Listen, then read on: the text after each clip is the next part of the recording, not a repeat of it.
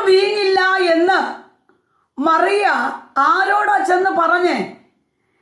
അവിടെ കല്യാണത്തിന് ക്ഷണിച്ചവരോടോ, ചെറുക്കൻ്റെ വീട്ടുകാരോടോ, പെണ്ണ് വീട്ടുകാരോടോ, അവിടെയുള്ള വിരുന്നുകാരോടോ ഒന്നുമല്ല അവൾ പറഞ്ഞത്.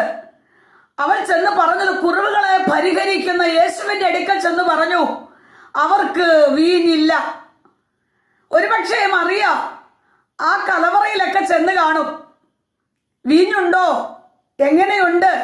ആ കുടുംബത്തിൻ്റെ ആ സ്നേഹ അന്വേഷണത്തിനായി ചെല്ലുമ്പോൾ ആ വീട്ടുകാർ പറഞ്ഞു കാണും, ആ വീഞ്ഞൊക്കെ ഒന്ന് തീരാറായി.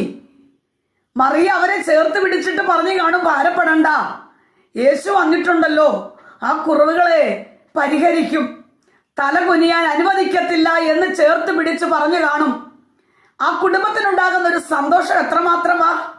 എൻ്റെ പ്രിയപ്പെട്ടവരെ, നമ്മുടെ സഹോദരങ്ങൾക്ക് ഒരു വേദന വന്നാൽ ഏറ്റവും കൂടുതൽ സ്നേഹിക്കുന്ന, പ്രാർത്ഥിക്കുന്നവരുടെ അടുക്കൽ, അല്ലെങ്കിൽ ആത്മീയ നേതൃത്വ നിരയിൽ നിൽക്കുന്നവരുടെ അടുക്കൽ ആമേൻ പ്രാർത്ഥിക്കുന്ന ഒരു പാവപ്പെട്ട വ്യക്തി ആ പ്രാർത്ഥനാ വിഷയം ഒന്ന് പറയുമ്പോൾ അവരെ മാറ്റി നിർത്തി അവരെ അപമാനിക്കുകയോ മറ്റുള്ളവരോട് പറഞ്ഞു നടന്ന ആ കുടുംബത്തിന് അപമാനം വരുത്തുകയോ അല്ല ചെയ്യേണ്ടുന്നത്.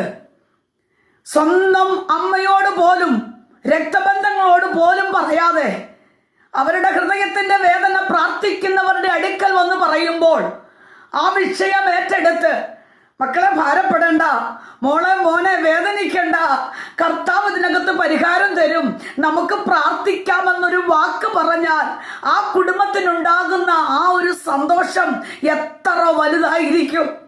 ഒന്നും കൊടുക്കണ്ട മക്കളെ, ചേർത്ത് പിടിച്ചൊരു നല്ല വാക്ക് പറയുവാൻ ആർക്ക് കഴിയും?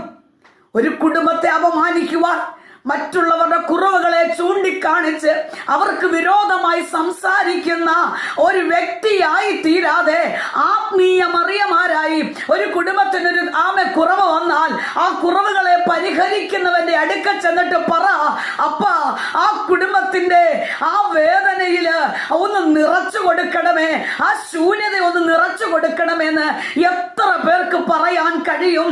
എൻ്റെ പ്രിയപ്പെട്ടവരെ, അങ്ങനെ ഒരു ദൗത്യം ഈ കാലഘട്ടത്തിൽ നമുക്ക് ഏറ്റെടുക്കാം.